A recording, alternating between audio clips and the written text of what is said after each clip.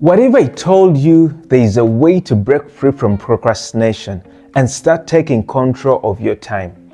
Well, today I'm going to show you 12 simple but powerful steps to beat procrastination. And make sure you stick around because the last step is a game changer. It's the one that could completely shift how you approach your work. Well, if you're ready, let's dive in. Point 1. Break tasks into small, manageable steps. We often procrastinate because the task in front of us feels like a mountain. It's too big, too overwhelming. So what do? We avoid it. But here's the thing. Every mountain is climbed one step at a time. The key is to break it down. Instead of thinking I need to write a 10-page report, break it into small tasks. Step 1, write the outline. Step 2, draft the introduction. And then step 3, research the next section. Suddenly, each step feels doable. When you take small bites, even the biggest task becomes manageable. And each time you check off one of those small steps, you build momentum. Momentum that pushes you forward. Now, point 2, set specific deadlines. Here's a key truth.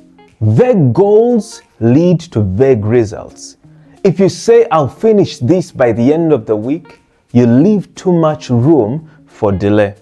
There's no urgency, no clear plan. And you know what happens? You will find yourself scrambling on Friday night trying to squeeze it in. Instead, set specific deadlines. Don't just say, I'll finish the report this week. Say, I will complete the research by Tuesday, draft the outline by Wednesday, and write the conclusion by Thursday. When you set smaller, clear deadlines, you create a sense of urgency that keeps you on track. Each day becomes an important part of the bigger picture. Point 3, use the Pomodoro Technique. Now that you have your deadlines, let's talk about how to actually stay focused when you're working. The Pomodoro Technique is one of the most effective time management tools out there. Here's how it works.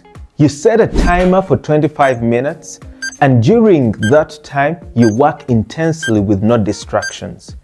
When the timer goes off, you take a 5-minute break. After 4 of these sessions, you give yourself a longer break of maybe 15 or 30 minutes. This technique works because it's short enough to help you stay focused, but long enough to help you make real progress. And knowing that a break is coming keeps your mind fresh and prevents burnouts. It's simple, but it's a game changer for staying productive. Point number 4, tackle the hardest task first. Here's a hard truth. The task you're avoiding is usually the one you most need to do. It's the one that feels the hardest or the most uncomfortable. But when you keep pushing it to the end of your day or week, it lingers. It weighs on your mind. The solution is eat the frog. This idea of eating the frog comes from Mark Twain, who said that if you eat a live frog first in the morning, you can go through the rest of the day knowing that the worst is behind you. Your frog is your hardest task. So do it first thing. Get it out of the way. And trust me, everything else will feel easier after that. Plus, you will feel a huge sense of accomplishment. Point 5, limit distractions. Even when you're ready to eat the frog, distractions can be your worst enemy. We live in a world full of distractions. Phones buzzing, emails popping up, social media notifications. And each time you get distracted, it takes time to refocus. Now, research shows that it can take up to 23 minutes to fully regain focus after an interruption. So what do? Create a distraction-free zone. Put your phone on silent or turn on Do Not Disturb. Use apps that block distracting websites if needed. Close unnecessary tabs on your browser. If noises are an issue, try noise-canceling headphones or work in a quieter space. When you control your environment, it's a lot easier to stay focused and productive. Point 6, prioritize your daily top 3. Even with a distraction-free environment, it's easy to feel overwhelmed by all the tasks you have to get done. That's why it's crucial to prioritize. Each morning or the night before, ask yourself, what are the top 3 things I need to get done today? These should be the tasks that will have the biggest impact on your goals.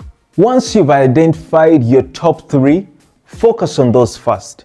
Don't let smaller, less important tasks distract you. It's tempting to do the easy stuff just to feel productive, but real productivity comes from tackling the things that matter the most. Once your top 3 are done, you can move on to the smaller things. Point number 7, use accountability to stay motivated. When motivation fades, accountability kicks in. Studies have shown that when you share your goals with someone else, your chances of completing them go way up. Why? Because we don't want to let other people down. So accountability makes it real. Find an accountability partner. This could be a friend, a coworker, or a mentor, and tell them what you're working on. Set a regular check-in schedule where they ask you about your progress. Even better, find someone who is working on their own goals too and hold each other accountable. Knowing that someone is watching your progress will keep you moving forward, even on those days when you don't feel like it. Alright, now we've talked about staying focused and getting started, but here's the secret to keeping that momentum going. Reward yourself. Humans are wired to respond to rewards. The feeling of accomplishment motivates us to keep going. So whenever you complete a task, whether it's a big win or a small step, reward yourself. It doesn't have to be a grand gesture. Maybe it's a cup of coffee, a quick break, or watching an episode of your favorite show. The key is to give yourself a little incentive for your hard work. This small reward signals to your brain that the effort was worth it, and it gives you a reason to keep going. Plus, it makes the work feel less like a chore and more like a series of small wins. Point 9. Reframe negative thoughts. Sometimes procrastination is more about how we think than what we need to do. If you're constantly telling yourself, I can't do this, or it's too hard, it's no surprise you're putting things off. The solution is reframe your negative thoughts. Instead of saying, I can't finish this, tell yourself, I'm going to start it and I will figure it out along the way. Instead of thinking, this is impossible, think, this may be challenging, but I'm capable of handling it. Your thoughts shape your actions. When you stop the negative self-talk and start focusing on solutions and actions, you will be surprised at how much easier it is to take the first step and keep moving forward. Point 10, just start for 5 minutes. If everything fails, sometimes the best thing you can do is to simply start. So often we procrastinate because the task seems overwhelming, or we're waiting for the perfect moment to begin. But the hardest part is usually the first step. Here's a trick. Tell yourself, I will work for 5 minutes. That's it. Just commit to the first 5 minutes. You will find that once you start, it's much easier to continue. Momentum builds as you go on. So forget about perfection, forget about the entire task, just start. And once you're moving, you will be surprised how much you can accomplish in a short amount of time. Point 11, visualize the end goal. One of the most powerful tools for fighting procrastination is visualization. It's easy to get lost in the grind of the present moment and forget while you're doing the work in the first place. But when you can clearly see your end goal and what it will bring you, it becomes easier to stay motivated. Close your eyes for a second and just picture yourself at the end of the line. Imagine how amazing it will feel when you've completed the task. Think about the sense of achievement, the relief, or the reward that awaits you once it's done.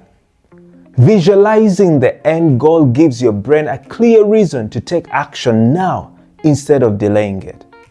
It taps into your deeper motivation and drives you forward. And finally, the last point. This one is so important, and here it is. Don't wait for perfection. Perfectionism is often the root of procrastination. We tell ourselves that things need to be perfect before we begin, or we even avoid starting because we think we'll never get it just right. But perfection is an illusion. The truth is, progress is better than perfection. So start now. Even if it's messy, even if it's not perfect, when you make progress, you learn. You get to adapt and you get to become better along the way. The key is to keep moving forward, not to just freeze in the face of uncertainty or fear of making mistakes. Action beats inaction every single time. Now, if you want to take this even further, I highly recommend checking out this next video on achieving goals without burning out. In it, I dive deeper into how you can stay productive while maintaining your energy, health, and focus so you can keep going long term without burning out.